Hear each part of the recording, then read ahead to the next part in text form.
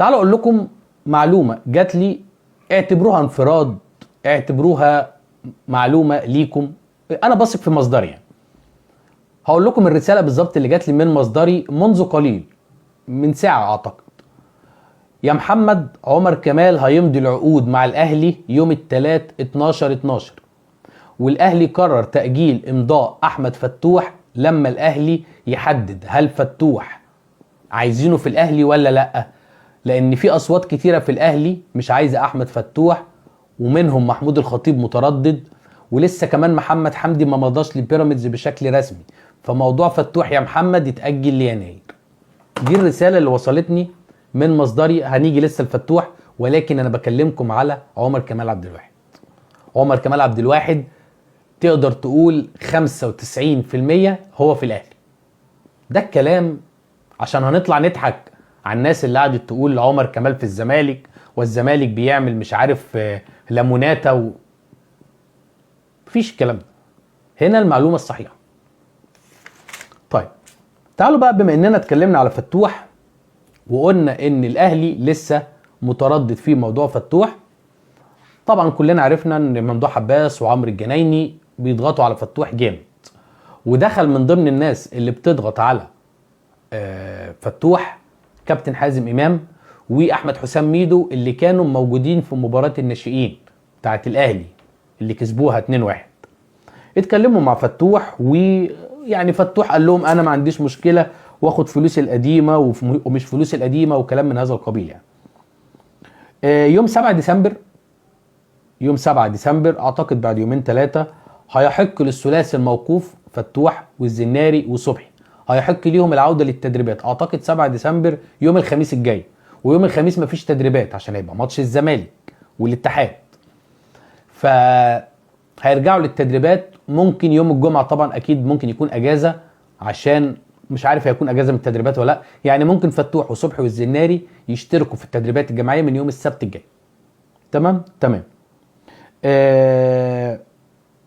الزمالك طبعا مشترط ان لازم فتوح يعتذر للجماهير ويوقع على عقود نادي الزمالك. في كلام ان عمرو الجنايني وممدوح عباس هيساهموا في منحة التعاقد اللي هيدوها له زائد مستحقاته القديمة، وعشان فتوح يرجع يشارك في التدريبات. اتمنى ان نادي الزمالك فتوح ما يلمس كوره، مش ما يلمس كوره، ما يشاركش في اي مباراه وما يدخلش في اي سكواد الا لما يمضي على عقود لنادي الزمالك.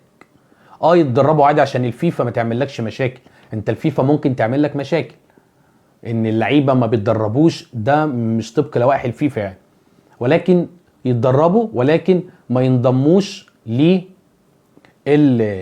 للمباريات وكلام من هذا القبيل. تعالوا اقول لكم مفاجأة مدوية.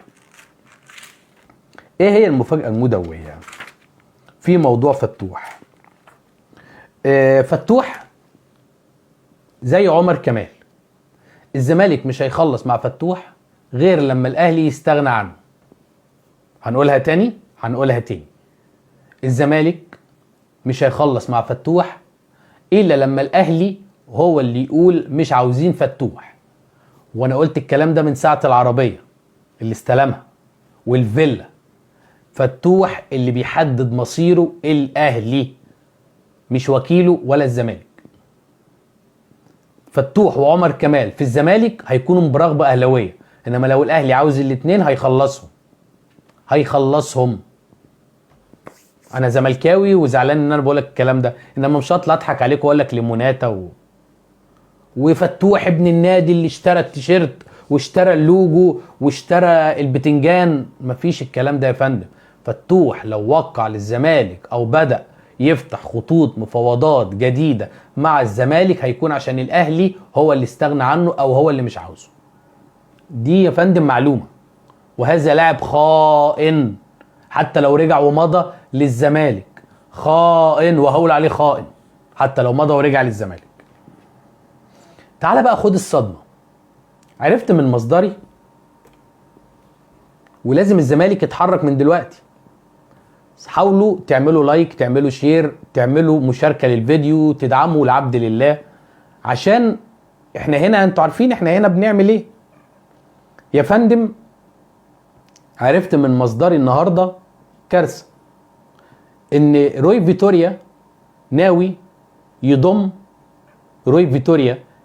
يضم احمد فتوح. في خبر جالي عاجل اهو من فتوح، يعني في خبر جديد جالي من فتوح دلوقتي هقوله لكم، يعني حصر ليكم. عرفت يا فندم ان الكابتن روي فيتوريا المدير الفني لمنتخب مصر ناوي يضم احمد فتوح ومحمد صبحي لقائمة كأس الامم الافريقية. ايه رأيكم؟ عارفين لو روي فيتوريا عمل كده، هو طبعا يبقى راجل دماغه فيها حاجة، وهو فعلا دماغه فيها حاجة، بس عارفين لو روي فيتوريا عمل كده، عارفين ده معناه ايه ولا مش معناه ايه؟ ده كده روي فيتوريا بيقول لجماهير الزمالك انتوا مالكوش لازمة، وبيقول لإدارة نادي الزمالك انتوا مالكوش لازمة.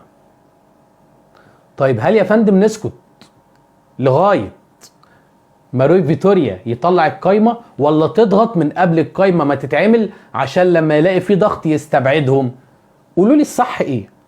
انا هتكلم معاكم ولا هتعصب ولا هتضايق ولا اي حاجة. انتم اصحاب الجماهيرية وانتم الجمهور هو صاحب النادي، انتوا اصحاب النادي. نضغط بعد ما اسمائهم تنزل في القايمة ويبقى خلاص امر واقع وتقعد تصرخ على الفاضي، ولا نضغط من دلوقتي يا فندم عشان خاطر هذا الثنائي الخائن ما ينضموش وروي فيتوريا لما يلاقي هجوم عليه زي ما عمل مع الاهلي لما خاف ياخد لعيبه الاهلي واترعب من الاهلي ومن الخطيب؟ نضغط دلوقتي ولا نضغط بعد ما ينضموا؟ السؤال ليكم جاوبوا. يمكن انا غلط، انا ما بحبش الزمالك، انا ما بحبش مصلحه الزمالك، جاوبوا. طيب بكره الزمالك هيقدم، ده خبر حصري لسه جاي لي دلوقتي من مصدري، بكره نادي الزمالك هيقدم راتب خيالي لاحمد فتوح. احمد فتوح اللي المفروض الزمالك يديله على دماغه المتمرد. الزمالك هيقدم عرض الفتوح خيالي براتب 30 مليون جنيه في الموسم. متقسمة ازاي؟ 15 مليون راتب زائد 5 مليون من ممدوح عباس زائد 5 مليون من هاني بيرزي زائد 5 مليون اعلانات و يعني 5 و5 و5 ادي يبقى 15 مليون راتب الفئة الأولى، وهياخد من هاني بيرزي 5 ومن ممدوح عباس 5 و5 مليون إعلانات، 30 مليون جنيه الفتوح. العرض هيكون 4 مواسم، إجمالي العقد هيكون 120 مليون جنيه. العرض ده هيتقدم بكرة لأحمد فتوح. ده خبر عاجل من مصدري. انت عندك يا محمد مصادر قوية وعندك مصادر نص نص. هذا الخبر من المصدر القوي اللي انا بعتمد عليه. عرض خيالي لفتوح ب 30 مليون جنيه.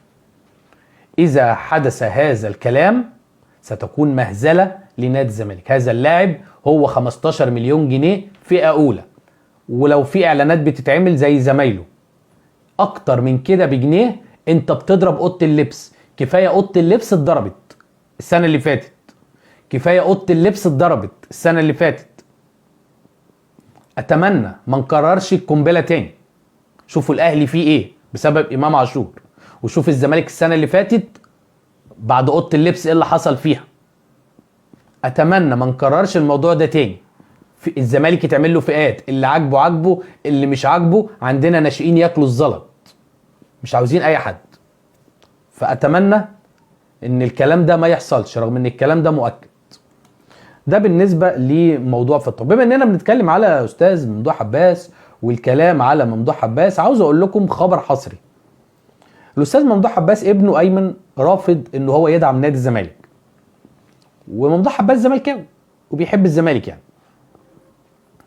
ممدوح عباس اتفق مع مسؤولين نادي الزمالك انه هيدعم نادي الزمالك، ولكن يعني يكون في السر. فطبعا انا فضحت الخبر دلوقتي، ولكن هو اشترط عليهم انه لو هيدعم نادي الزمالك يكون سرا، ما يكونش بشكل علني، عشان الكلام ده ممكن يعمل له مشاكل يعني مع ابنه والكلام ده كله. بالظبط انا بتفق مع الاستاذ، هو اسمه مشي من قدامي دلوقتي، مش فاكر مين الاستاذ، بيقول لك الزمالك رجال الاعمال هيخربوا الزمالك.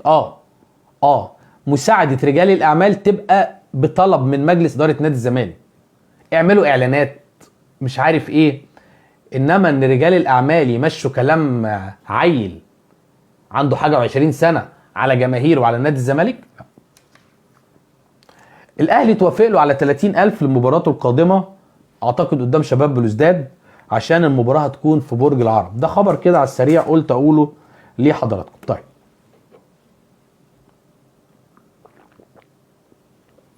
تعالوا ندخل في خبر تاني. ايه هو الخبر التاني؟ زيزو مرعوب وخايف. زيزو خايف جدا من موضوع الاحتراف، ولكن خلونا بصوا، احنا طبعا الوقت عدى مننا حاجه و40 دقيقه دلوقتي، انا مش عايز اطول والله اللايف عليكم، ولكن خلونا موضوع زيزو ده بكره، لانه موضوع مهم جدا، لان زيزو في ازمه كبيره في موضوع احترافه، وهو ووالده خايفين جدا في امور وتطورات جديده حصلت في موضوع الاحتراف في الشباب السعودي، عرفتها من السعوديه.